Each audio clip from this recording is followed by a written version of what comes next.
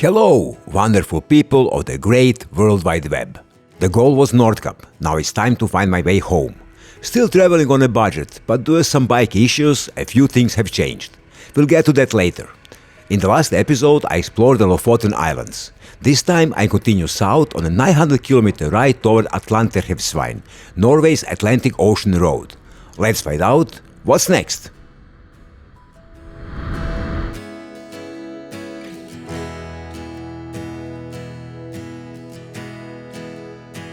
After reaching Bodø by ferry, I continued south.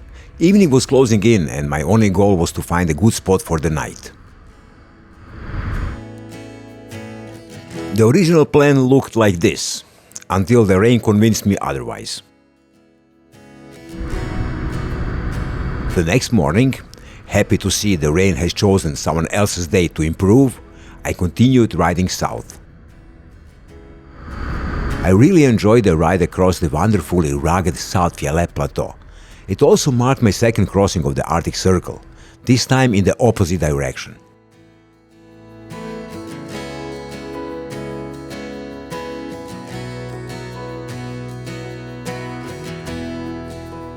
In the small town of Storseisund, out in the middle of nowhere, I stopped for fuel and chain maintenance, and spotted a sign for the Arctic Circle Classic Motorcycle Museum.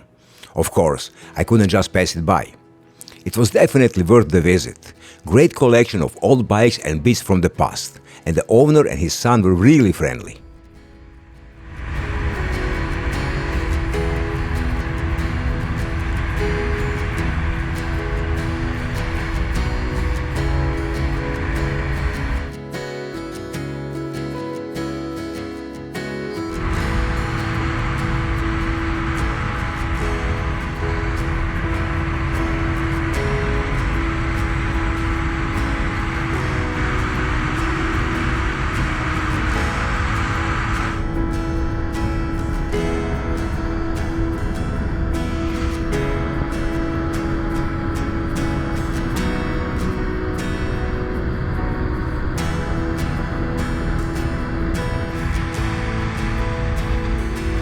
I was enjoying the ride through constantly changing Norwegian landscapes, but as the day came to an end, it was time to find a spot for the night. I found one, and just after pitching the tent, I realized how quickly it had gotten dark. Turns out a huge storm was rolling in from the east.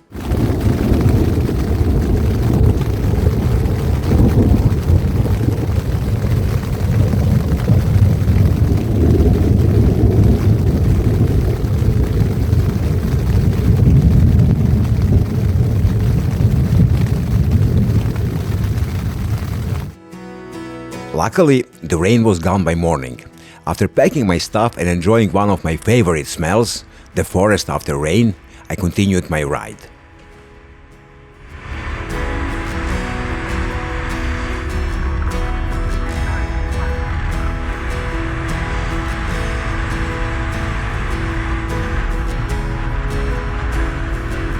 I passed through hell. Fortunately, it was much nicer than expected.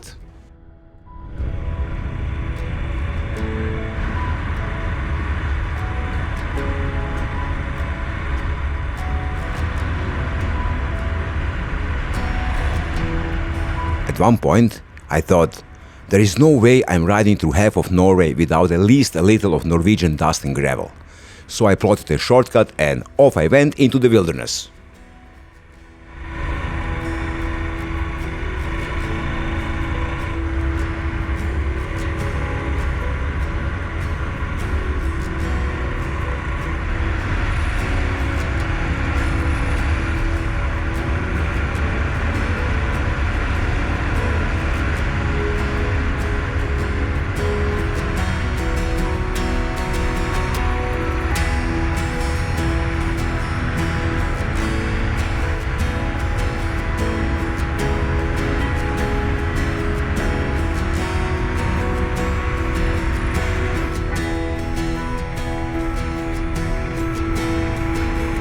Remember when I said at the beginning of the video that a few things had changed because of the bike issues?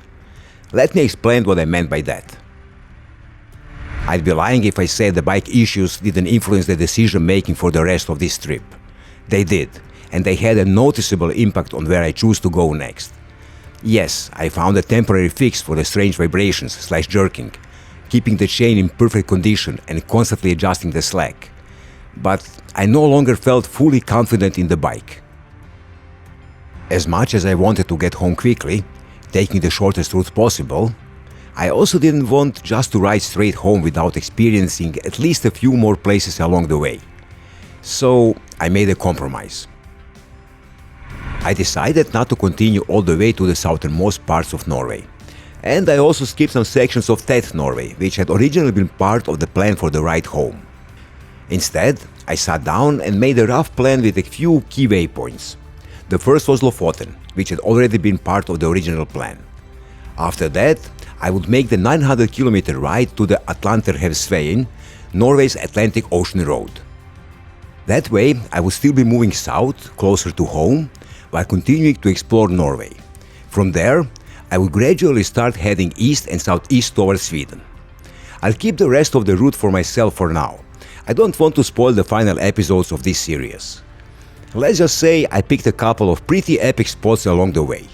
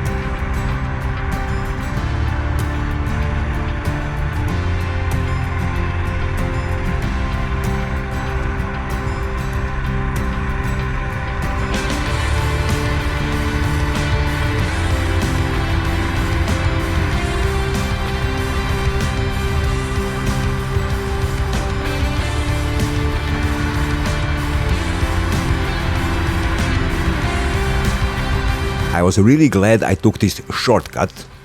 I call it a shortcut because what looked shorter on the map in reality took much longer than normal paved roads would have. And even though I messed up my plan to arrive earlier, so I could have time to take a shower and chill for the rest of the day, riding through Norwegian forests and rural areas was absolutely worth it.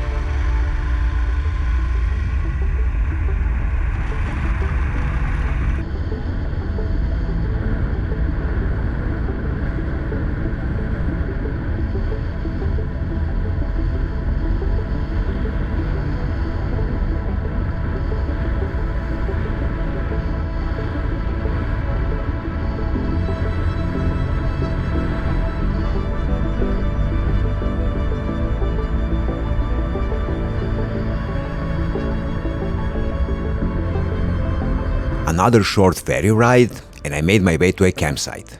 Not wild camping this time, I needed a shower. Next morning, I woke up to a grey, foggy morning.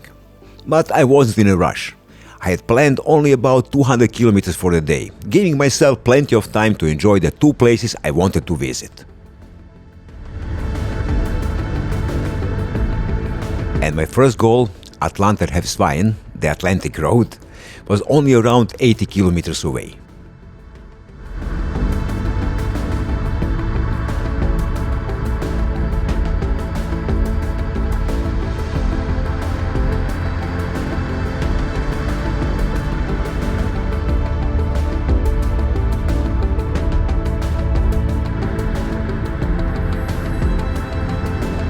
I made it to another spot I had dreamed of visiting, or more accurately, dreamed of riding on, Atlanterhavsveien, the Atlantic Road.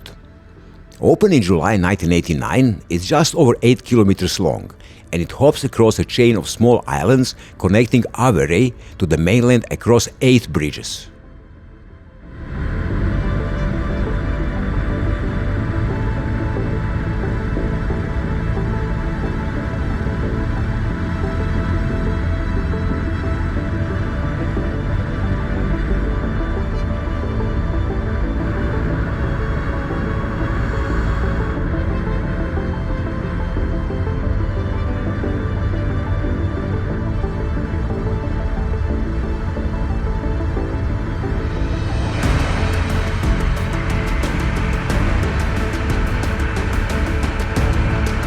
The most famous bridge, Storseisundbrua, the Storseisund Bridge, looks even more impressive than I imagined. Riding over is an experience in itself, so I rode it once,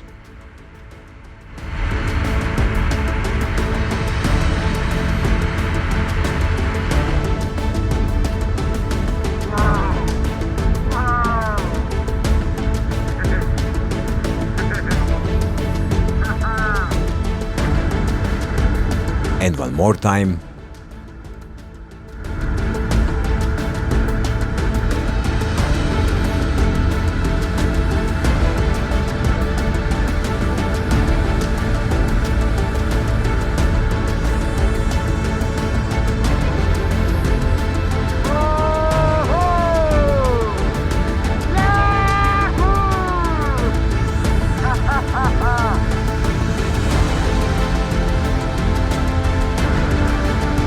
And one more time again.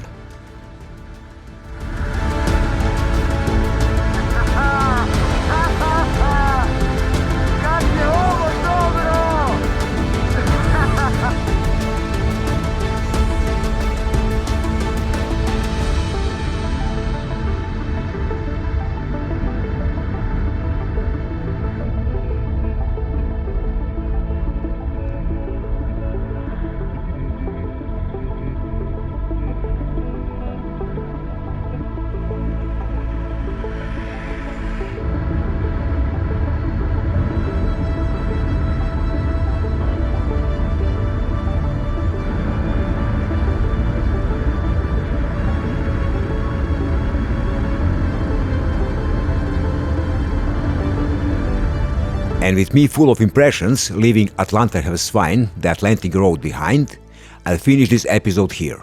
Thanks for watching and see you in the next one. Ride safe and keep exploring!